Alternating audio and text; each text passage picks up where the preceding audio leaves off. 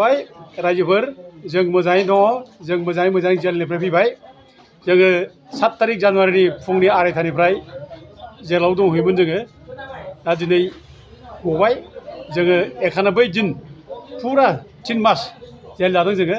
दा जोंखौ नङै केसाव जोंखौ फानदायनानै जेल जाहोदों जे जोंलायनो एखेबारे भारत राष्ट्रनि बेरेखा जुद्ध नांनो थाखाय हाथियार बुथुमदों आरो माने उग्रपन्थीजों माने दल गठन खालामदों बेबायदि मोनसे बानायनाय मोनसे केस होनानै जोंखौ जेलाव जोबदों दा दुखुनांथाव बेबायदि जुदि जायोब्ला जे बिराद अन्याय जायो मोनसे न'खरखौ धंस' खालामनो नागिरनाय बेयो अन्यायल' नङा बे पापनि बाथ्रा जायो दा दिनै बिक्रमखौ मिथिगौ आङो बिक्रमा सासे कन्ट्राक्टर मानसि निर्दोषि मानसि आरो हितेश बसुमतारी बेबो सासे MLA बोसोरबा जानाय EM बोसोरबा जानाय 10 बोसोर जानाय हा बेनोलाय मानो अस्त्र नांगौलाय नाङा बेनो जेबो दा बेफोरबायदि मानसिखौनो जों जुदि जेनेबा अस्त्र मोन्दों होननानै आरो जोंखौबो बेजोंनो लिंक खालामनानै जुदि भारत राष्ट्रनि बेरेखा जुद्ध नांनो नागिरदों होनना बुंब्ला बे मिनिथावथाव राव जायो आरो रायजोफ्रा बयबो मिथिखागौ आरो मिडिया पार्सन बयबो जोंखौ मिथिगौ जों माबायदि मानसि जों मा मावो बयबो मिथिगौ दा गथिखे जोङो जोंनि बाथ्राखौ बुंनानै जों गावखौनो गाव जे माने निर्दोषि होननानै जों प्रमान होनांगौ बेयाव खुनु जुक्ति गैया रायजोफ्रानो मिथिखाजोबगौ दा जोंहा जेलाव थानानै हयथ' जोंखौ सानदों बिराद खस्थ' मोनबाय नामा सानदों जों रावबो खस्थ' मोनाखै जोबोर मोजां नोंथांमोना जों नुदों जों बिराद लेम फुंना फैदोंमोन ना चेयारफ्रा बिराद मोजां जोंनिया जों खोब रंजा खुसि थादों जेलाव बयजोंबो जों बयखौबो जेल सिङाव थानानै सोरबा माने जेल जानाय NDP मानसिफोर लोगो मोनो जों बिसोरनि थाखाय दुखु खालामदों बिसोरखौ जों बुजायदों बिसोरनि गोसोखौ माने गोरा खालामदों जोङो आरो गोबां बिदिनो जेल जादों बायदिसिना केसाव NDPजों लिंक दं बायदिसिना होननानै जेल जानाय दङ आरो सोरबा ड्राग्सनि दं जेल जानायफोर जों बिसोर बुजाय गासिबो मोजाङै जों टाइम खाथायबाय थायो जेलाव आरो जोंथ' बुंनो थाङोब्ला जेलाव जोङो मख'नाय जायो जेलाव जों बे माने जेल सिङाव जेल जानायफोरनो जोङो एखेबारे बे जेसेबां माने ड्राग्स लाग्रा बिसोरखौ जों बुजायनानै जों बिसोरो समायखिरा लादों दिनैनिफ्राय जों ड्राग्स जाला बिदि समायखिरा लादों जों मन्दिरावनो शिब मन्दिराव आरो लोगोसे बिसोरखौ जों खानाय दिनै सिन होनानै जोङो जाहाथे गबोब्ला जाहाथे माने ड्राग्स लाया बे बाथ्राखौ जों बुजायदों जोबोर मोजां जादों बयबो मोजां मोनदों जेल सिङाव मोजां मोनदों फुर्ति थादों आरो जों खेला दुला जों जेलाव होबाय थादों जाहाथे बयबो फुर्ति थानो हायो दा बेबायदिनो जेलाव थानाय समाव मोनसे मोजां खबर जादोंबा जोंहा दिनै जे जोङो थांनाय जानाखि 2014निफ्राय जों नबसरनायाव जों केस होदोंमोन बे केसाव जे जों देरहानो हादों दा बे निउसखौ मोननानै आं बर' जाथिनि थाखाय बिराद गिदिर देरहानाय बे जोंनि गोसोखौ खोब मोजांसिन मोनदों मन'बल फैदों जोंहा दा बे निउसखौ बयबो रायजो राजा मिथिनानै बयबो गोजोननाय मोनदों दा बेनोल' आं बे बाथ्राखौ उनाव बुंबावगोन षड्यन्त्र खालामनायाव नोंथांमोना बे सोरनि षड्यन्त्र होनना बुंब्ला दा आं रोखा बुंनो हायो जे 6 तारिख बेलासियाव जोंहा मिटिं जादोंमोन BTCआव प्रमद बर' ओमफ्राय DC दंमोन प्रिन्सिपाल सेक्रेटारि दंमोन ओमफ्राय कारिगावनि रायजोफोर दंमोन 20 जनसो ओमफ्राय सार्कोल अफिसार ओमफ्राय पावार ग्रिडनि मिटिं दंमोन बे मिटिङाव प्रमद बर'आ खोब गाज्रि रोखोम रायदों रायजोफोरखौ जे नोंसोरो माने हा हुनि दावरावसो खालामबाय थायो बे पावार ग्रिड लांनायनि खोथा लानानै बे पावार ग्रिडखौ लांनायनि थाखाय जायगानि रायजो राजाफ्रा ओरैबायदि खस्थ' जाबाय जे बे हाया दामबो गैला फानबो हाला बे हायाव न'बो लुनो हाला दा मा खालामबावनो दा बेखायनो रायजोफ्रा मोनसे उपजुक्त मोनसे माने कम्पेनसेसनफोर लुबैदोंमोन बिसोर बिसार मोनसे लुबैदोंमोन दा बेखौ होनो गोसो गैया प्रमद बर'आ सिरि बै समाव जे नोंसोर दा मानो होबथादों बोलाय बेथ' BTCखौ बर्डार खालामो नोंसोरो बिदिब्ला आर्मि पुलिसजों लानानै नोंसोरखौ होख्रांनानै खालामनांगोन ओरै बुंदों अब्ला आं प्रमद बर'खौ बुंदोंमोन जे नोंथाङा बिदि बाराद्राय बुंनाया थिग जायाखिसै आर्मि पुलिसजों जे नोंथांमोना दमन खालामनो नागिरनाय बे थिग जायाखै नोंथांमोना समस्याखौ समाधान खालामनांगौ नोंथांमोना समाधान खालामनो थाखायसो रायजोफ्रा फैदों आं बे बाथ्राखौ बुंदों आरोखि दा बिथाङा खोब लाजिनाय मोनदों दा बिदि बुंनायनि थाखायनो हयथ' बिथाङा आंखौ माने मोनसे जेद लादों आरो प्रिन्सिपाल सेक्रेटारि बुंदोंमोन जे बे नोंथांमोननि MPआनो आयेन बानायदों नोंथांमोननि MP आयेन बानायनो थाखायनो जों कम्पेनसेसन मोना गरसेबो फैसा नाङा ओरै होनना बुंदों आं अब्ला बुंदोंमोन जे सोर MPआ बानाया सोर MPआ बानाया आं बे बाथ्राखौ बे मिथिङाव बुंदोंमोन जे नोंथांमोना भुल खोथा बुंनो नाङा जे जोंनि रावबो MP बानायाखै आरो जोंनि MPआ बानायदों होननानै नोंसोर भिक्टिम जा होननानै जों रायजोफोरखौ माने सिगिनाय जादों आरोखि दा गथिखे आं बेफोर बाथ्रा बुंनायाव हयथ' बिसोर बिराद लाजिनाय मोनदों दा जार फले 6 तारिखआव मिटिं जाबाय बेलासि 4टायाव 7 तारिख आंखौ 2:30 मोनायाव आंखौ लांफैबाय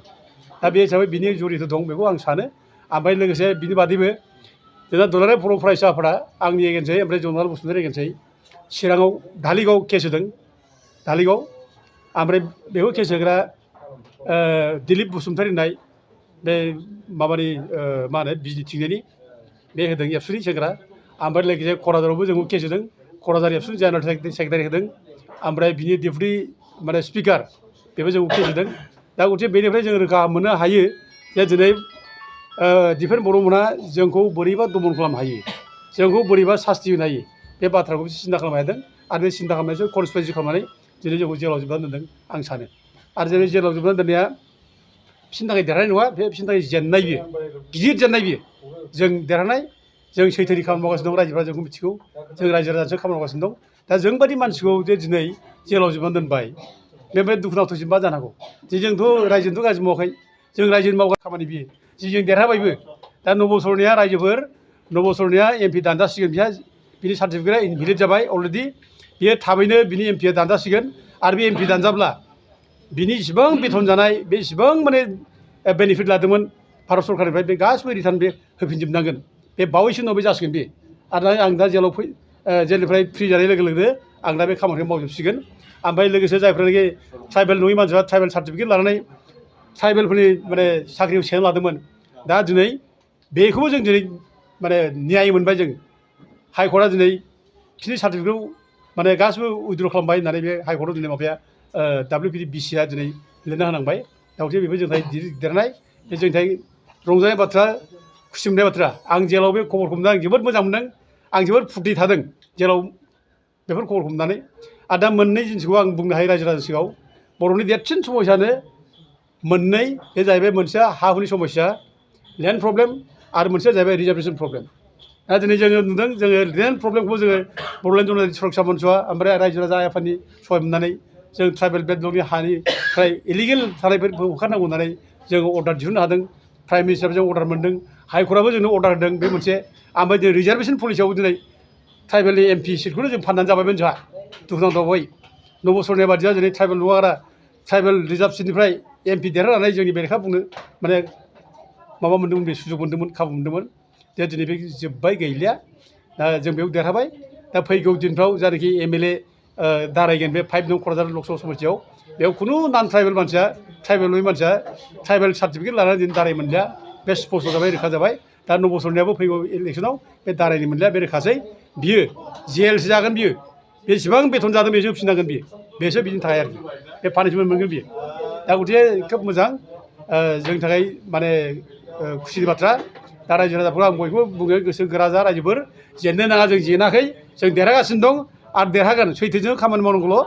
सैथोजों जेब्ला खामानि मावो सैथोजों जेब्ला आवगायो देरहायो आरो जेलाव आं इसेबां थादों बे रायजो राजा आइ आफाफोरनि आशीर्बाद मोनसे मोन्दों गोरिब गुन्द्रानि खामानि मावब्ला आइ आफानि आशीर्बाद मोनो आरो इसोरा सक्ति हरो सैथोनि खामानि मावब्ला इसोरा बायदिसिना राहाजों सहाय हरो दा जेलाव जोंनो बायदिसिना राहाजों सहाय हरदों आं बिराद मन'बल लानो हादों बिराद गोहोगोरा जानो हादों आं मोनसेल' रिकुवेस्ट खालामदों दिनै फरायसा आफादा जाथिनि इसु नांनांगौ जाथिनि इसु नाङाब्ला बे ओरैनो गिदिं गिदा नंखायखौनो देखायबाय थानाय सम नङा बियो दिनै जेलाव गोबां मानसि NDP जेल जानानै दं गोबांनो NDP सेंग्राफोर दं गोबांनो जेल जागासिनो दं नै मैया सासे आरोबाव बेंगलनि सासे माबा नंबाय आं लेखायाव लिरदों बेंगलि नुजानांगौमोन बियो बे थाङाखै ओजों बुंनो हाबाय थांना होनना बुंबाय जोंहा जोङो लिडारफ्रा बुंनो हाबाय थांना कर्टआव नुजानाङा नोंसोरनि केसा जोबखासिगोन होनना बुंबाय बेनि खोथा लानानै नुजायो कर्टआव दा कर्टआव नुजायैनि नै दा वारेन्ट जाबाय वारेन्ट जानानै बेहा एरेस्ट जाबाय दा नुवाखै बेसेबां दुखुनांथाव बियो बिराद दुखुनांथाव दा जेलाव आलाय सिलाय गोदाव सोराव माने जोंनि बर' मानसिफ्रा जेल जानानै दं दा जों बेफोरखौ दिनै फरायसा हान्जाया नायनांगौ ओरैनो सा जों मावगासिनो दं बख'नायनि लामा लागासिनो दं होमब्लानो जानाय नङा खिन्थु देखायनांगोन मावनानै देखायनांगोन हानांगोन मावनो हानांगोन नङाब्ला सा बुंनानै बिटिआव जाबाय थाब्ला जानाय नङा गोबां खस्थ' जानाय जों नुगासिनो जेलाव दख'ना जि जोम गाननो मोजां मोनग्रा बर' हौवा हिन्जावफोरनि थाखाय मोनसे जोबोरैनो गोजोनथाव खौरां F&F क्लथिं गलाया फैगौ बैसागु फोरबोनि थाखाय समायना रमायना दख'ना जोमग्रा सादोर ब्लाउज आरो हौवाफोरनि थाखाय आर'नाइ गामसा शार्ट बायदि रोखोमनि गानग्रा जि जोमखौ नोंथांमोननि थाखाय लानानै फैदों बेजों लोगोसेनो बर'नि जुलियाव नांगौ जानाय हौवा हिन्जाव गोदाननि गासै गानग्रा जोमग्राफोरखौबो बे गलायाव मोनगोन गसाइगाव टाउनजों नांजाबनाय राजापारानि गार्लस स्कुलनि अपोजिटआव थानाय F&F क्लथिं गलायाव बर'नि गाब गोनां समायना रमायना ड्रेसफोरखौ गोसोनि लुबैनाय बायदि मोननो हागोन। लोगोसेयैनो गोसो गुदुं सुबुंफ्रा गावनि मोजां मोननाय ड्रेसफोरखौ F&F क्लथिं गलायाव जायखिजाया सानावनो लांफैनो हागोन। नोंथांमोना F&F क्लथिं गलायाव जि जोम आर'नाइ आरो गानग्रा ड्रेसफोरखौ लांफैनोब्ला नैबे मबाइल नम्बर 8472858324 आव थोंजों खौरां लाहरनो हागोन।